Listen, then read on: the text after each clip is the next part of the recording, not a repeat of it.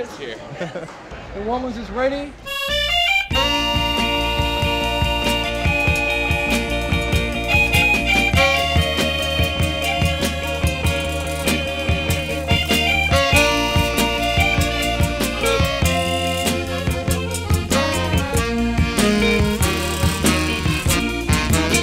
Wonderful to come here, and it's somewhere in America, not very far from where I live, that has been able to maintain that sense of history. And I think it's something that's not necessarily in the rest of the country. There's been a preservation not only of architecture, but of culture. I can do your Popeye face. We're here, you know, really to get inspiration for a lot of the prints that are going to be our focus for spring 2012. We also have Daniel here, who is taking still photos, which will be turned into the actual prints for the collection.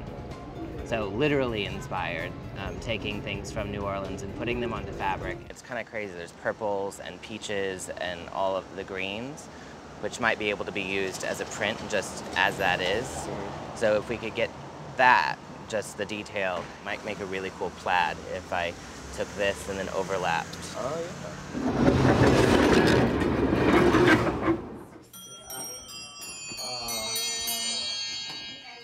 Whether it's the personality of the people, whether it's the personality of the homes, the architecture, even the things that grow in the city. I think that's what's really beautiful about it, is that people feel like they connect to it, and once they've connected to it, they're willing to preserve it and give their all to make sure that it stays that way. This dress and this harness that was worn underneath it is a dress that was made for and worn by a girl who was queen of carnival. I mean, she was queen of the entire carnival season.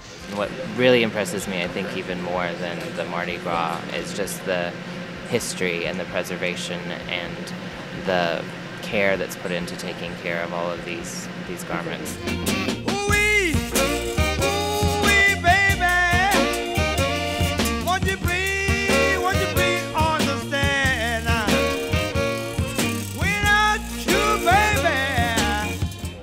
This would be a great one to get for the,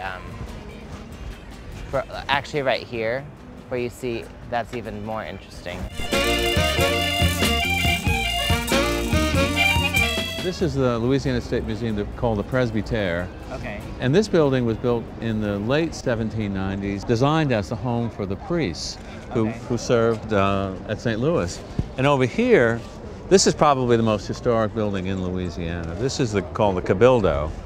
And it was built by the Spanish in the 1790s as well, and was the seat of government for the Spanish colonial government in Louisiana, the whole schmear.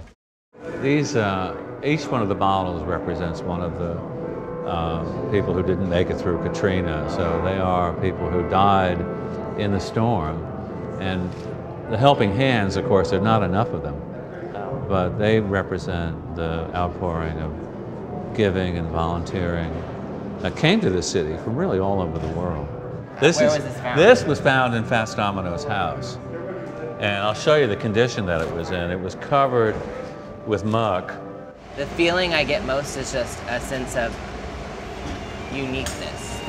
Even with the sort of classic nature of the architecture here in the French Quarter, every, railing is different. Everything has a personality.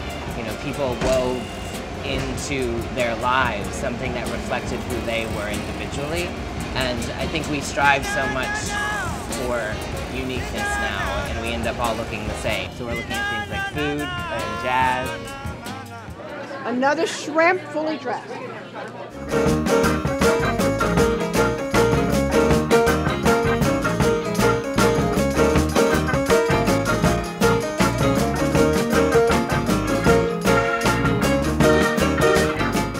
Here it's a tradition, but it's completely different. People are completely uninhibited, and it's a freedom of a different kind.